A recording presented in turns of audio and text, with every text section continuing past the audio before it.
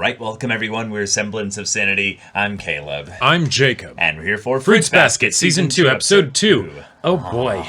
Two new characters that are, Yeah, they are something. They are. I'm really excited Indeed. for Yuki to get to know them because I feel like this is a setup for Yuki to go on a serious arc of understanding who he really is. And not just who he really is, but also who he wants to be. Right. Because there's an aspect of these characters that reminds me in some ways of Yuki, but like Yuki, but like within, some of the aspects of his parts about him that he keeps either suppressed or he just keeps kind of locked away. But we will definitely see how he handles conflict resolution, because he did pretty good, all things considered, last episode. I mean, yeah, he actually stood up for himself. Right. And it wasn't against Kyo, so that's important there. But, or IMA. Sure. Yeah. But, okay, that's a cool development here. But in general, having just more school stuff specifically seems awesome, rather exciting. Yeah. But then we also had Rin get foreshadowed and stuff more again. It's like, okay, so when's she gonna get introduced? And there was that whole thing of the person behind Akito that we don't really know who they are yet. Yeah. Some probably other Soma family, clan member, and we'll see if they get introduced. But that's new OP and ED stuff. Indeed. So y'all, without further ado, let's get into this. All right, everyone. Now be sure to go check out the reaction portion of the video in the description below. Then come back here for the discussion.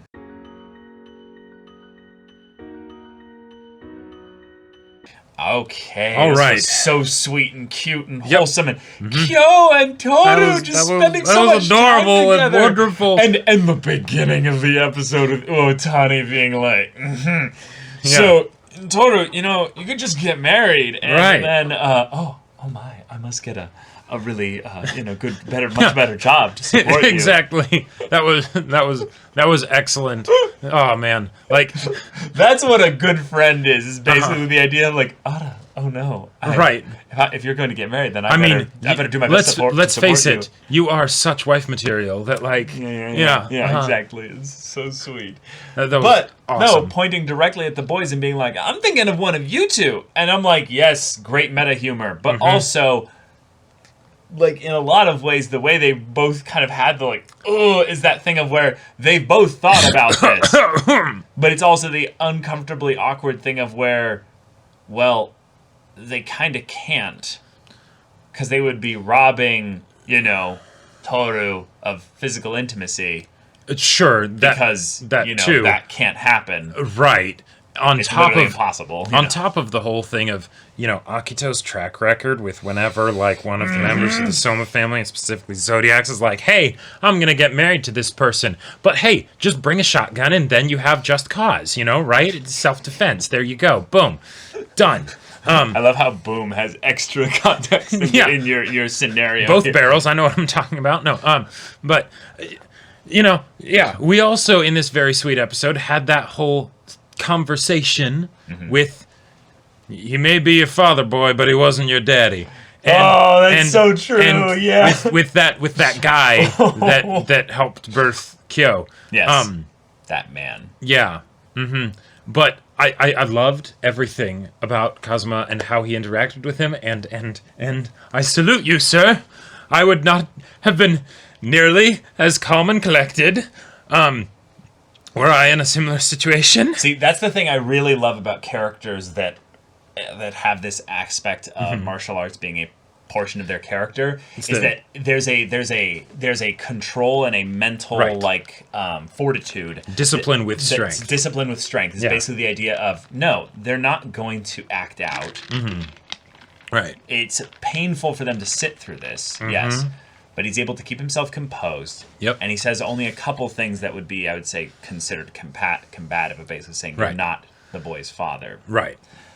And then the others, holding his ground and speaking with no uncertain terms, but at the same time having it be very, very much come from a place of cool and collected. Right, but you can tell also that internally he's really not okay with this. And that's why I loved the part where when Kyo's like, oh, how'd it go? And he's like, oh, just some, Well, he said, was it a big hassle? He's like, yes. Yeah. I suppose. I had to listen to some tiresome complaints. Yeah. But that about sums it up. You know, like,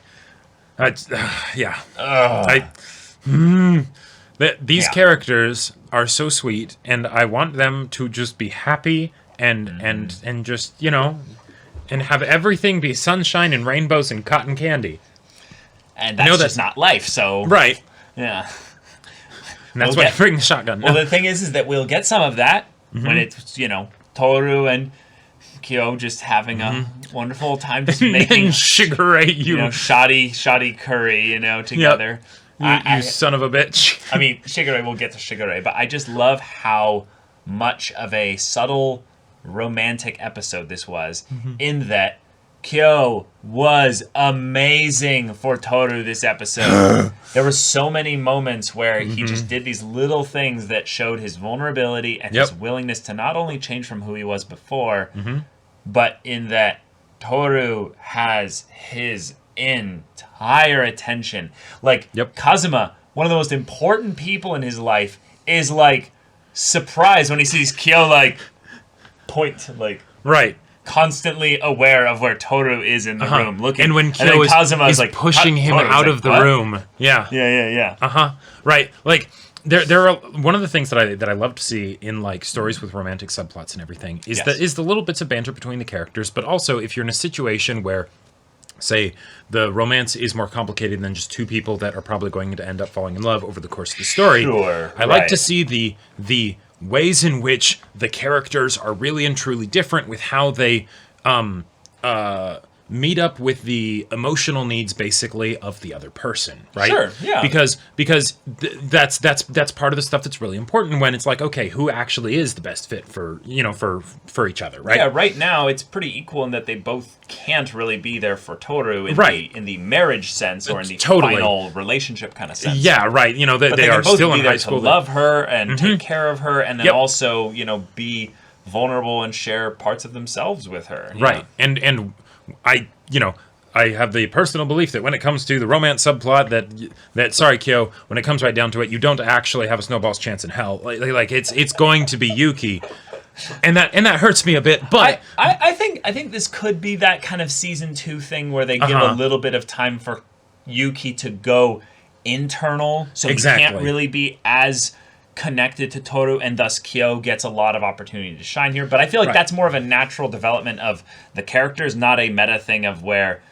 we're going to get your hopes up about Kyo. No. I think this is more of a thing of where neither of them are really capable outside of having them no longer be Zodiacs actually getting together with Tohru. It's a thing of where, Kyo has changed so much, and we need to show that by having the character that he's most interested in at the moment be the one that he's around a lot, so that accelerates really quickly. And by the way, I don't think this is like a meta decision or whatever. I think it's something that serves both very nicely, right? Because if you're going to have a romance subplot with multiple characters, you want to be able to, at the very least, showcase both points of tension, even if it's not like we're trying to bait you into thinking that this is going to happen. But there have been points in the earlier segments of the show where Kyo's little idiosyncrasies and things like that, they were things where you could see like, yes, and these are examples in my mind of like why him and Tohru wouldn't make for a good couple long term necessarily. Oh, okay. But I thought in this episode we also got to see some great examples of the ways in which those little aspects of his unique personality were actually a big help. The fact that he brought up the whole thing of like career plans and things like that, and Tohru ended up being like, come on, I've been ignoring this. Why can't you just look away from it too, right? And it wasn't something where Kyo was in any way like harsh about it or anything. Like he was very tender, but it was still something where it's like, hey, this important thing to talk about, like, you know. Yeah, Tohru. And he's like, I'm not scared of your crying. Like, right, cry. You know, just clean up the snot. Wipe your nose. Yeah, exactly. What I love about this is way Shigure basically inserts himself so quickly here in a way that I think I actually I understand it way more than even kind of like most of Shigure's usual antics. Like it's actually like a 5-head, like... Well, yeah, but I think there's a couple things going on here. One, he wants to communicate the wisdom here.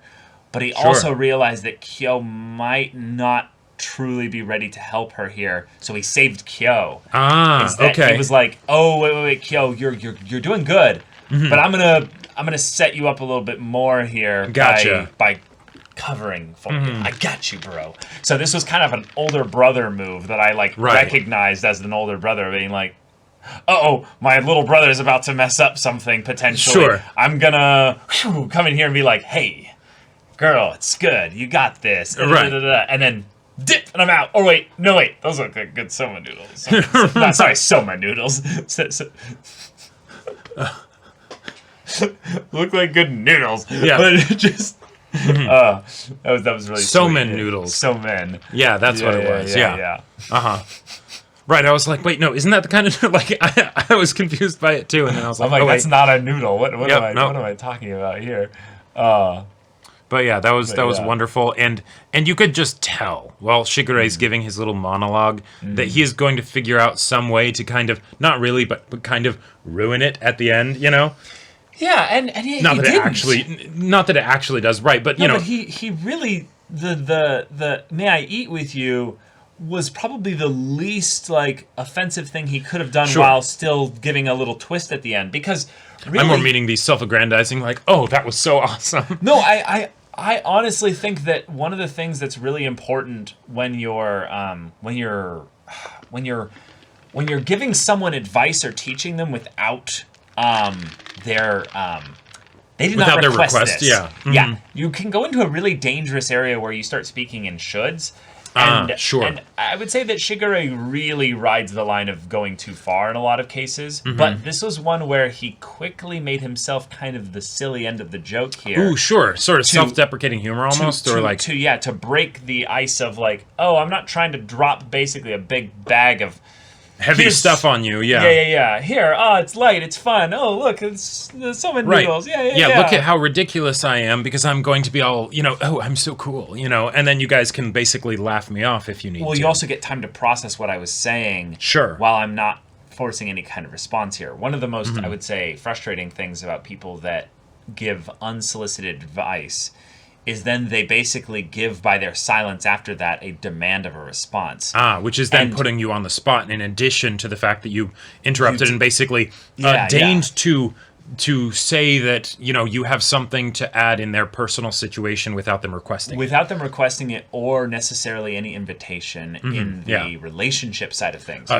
One of the things that is really risky, I would say, especially with people that are in a higher position of respect or in some power, circle or Shigure is the elder person here, so they give him a little bit of extra respect. Yes, it is his house, exactly. So they kind of put up with a lot of his stuff because, well, I mean, he's being gracious to let them live here. Right. But it's also the idea of where if you have that position, you should still acknowledge the fact that people are then going to kind of put up with what you do, even though they might not actually want what you're giving here. Right, like even in a situation with like say if it was Kazuma, right? Where Kyo will absolutely listen to pretty much whatever he says. Pretty much whatever. Like he absolutely has the relationship where he has Kyo's permission, he has Kyo's respect, all of those things that Shigure might not have. Right. But even then he would probably be delicate with how he handles it because it's still a sensitive thing. Right. Yeah. And he can also read the room and realize that's true. Why Kyo is so excited to come here with Tohru. And this is either a situation where Shigure absolutely can't read the room or can read the room so well. Oh, I think he read the room perfectly. I think he knew exactly when he was coming in and how helpful that would be. Even Kyo was like, is this intentional? He knows exactly what he's doing. Yeah, Shigure is a little shit, and we he love absolutely him for is. It. Yeah. We love him for it most of the time. Oh, I think I love him for it pretty much all the time. Yeah. Shigure reminds me of a weird part of myself. Well, I mean, your name's Caleb. You do very much you see yourself as very much a dog at heart, right? I mean, it's what my name means. But, But the idea of Shigure's kind of almost annoying side, I think, is my annoying side. Unfortunately, it's just like it's like an awkward mirror where it's like you're not even this smooth, Caleb. It's like, yeah. It's the this is the thing where because it's an anime and Shigure is so like exactly experienced at doing this kind of thing that you can just sort of make it work, make it look a little bit nicer, and I'm just like. I'm in this picture and I don't like it. Oh man. But okay, all right, cool. All the little details though with Kyo having these little memories that he shared with Kazuma, and then Tohru getting to hear about those, but also this idea of change. One of the things that I think is a really clever choice that they did here is by having all these little flashbacks, we as the audience know that Kyo has changed, but we don't know how much he's changed. That's true. This is a form of what I would call clever recapping and basically kind of measuring. It's a form of exposition to basically give a kind of a measuring stick, if you will, of this is how much Kyo has changed. And some of this stuff is things like we already knew. Like the Kyo that we saw at the beginning of the series versus where he is now. Very different. But then you have Kazuma. Even going back to the beginning of Kyo's story with Kazuma, where they're like, Kyo's really little, like really little kid. Like, you can see that there's also some other things that kind of snuck their way in there from his whole traumatic past. That, a little stain on the wall caused him fear. Looks like a face. I'm not sure which face he was seeing there. No, I think it's just the thing of where it's that uncanny valley of seeing something that could be monstrous. Right, but in my head, I can imagine a few faces that maybe haunt Kyo's memories. Not that one in particular looked like them or something, but just the idea of a scary face, Yeah, I think it's mostly just a kid gets scared of little Sure, yeah, it can totally be that. But it's also, I think, the thing of where a lot of people who have what I would call strong irrational fears. Basically, you have a fear that is primarily irrational. Right, it's not I'm afraid of falling off of this 50-foot cliff and dying. Right, that's a rational fear. I would say that an irrational fear is a stain on the wall looking like a face, But the reasons why some of those things, exhibit such strong responses is, a lot of the reasons is because of trauma. So if that's a thing of where Tohru can kind of see those little instances, she can then start to normalize a lot of the things that scare her that she would call just little nothings. Sure. And then realize, I've been traumatized. To deal with that kind of stuff. No, right. But also, I've been traumatized by a lot of the things that have happened in my past. I need to accept that so that I can then open up about these fears. Speak to someone like Yuki, for instance, and be like, hey, I'm really anxious too. Come eat Somen with us. Okay. All right, yeah. I think this is a huge step for Tohru. And in some ways it wouldn't have come about if Kyo wasn't vulnerable. Like if Kyo wasn't so excited to basically share parts of himself with her by bringing her here. It's really sweet in the simplest terms, but it's also a thing of where I'm like, Kyo, I don't even know if you realize what you're doing, but like, you're now helping her so much, and since I don't think that it's since I don't think that Kyo will be the end game romance subplot. I'm kind of in the no end game camp. This isn't primarily a romance that is not the main point of this story by any stretch, right? But this is exactly the kind of things that I want from like a potential romance between two characters. For sure. Is for there to be situations where you can see how, because they're say very different or in their similarities, they can help each other with different things that they're going through, and see their blind spots and that kind of thing, right? Absolutely. And so that scene was just wonderful. It was beautiful. Yeah. But also we had that little stinger of Kyo remembering Akito being like, till death. It's like, okay, all right, well, whose death? No, Yeah. It's a good episode. Uh-huh. Let's keep this happy times, why don't we? Yeah. But y'all, thank you so much for watching this episode's reaction and discussion. If you want to see the next episode's reaction and discussion right now, though, go check out the link in the description below for our Patreon. You can get an early access there. You can watch full-length timer reactions there, and all this comes with Discord access, so you can chat with us in the community there about this show, about anime in general, and also be sure to check out our Twitch channel. We stream every weekday. The info's in the description. Yeah, so if any of that interests you, we'll see you there. But until then, we're Semblance of Sanity. I'm Caleb. I'm Jacob. And we'll see you all Next time.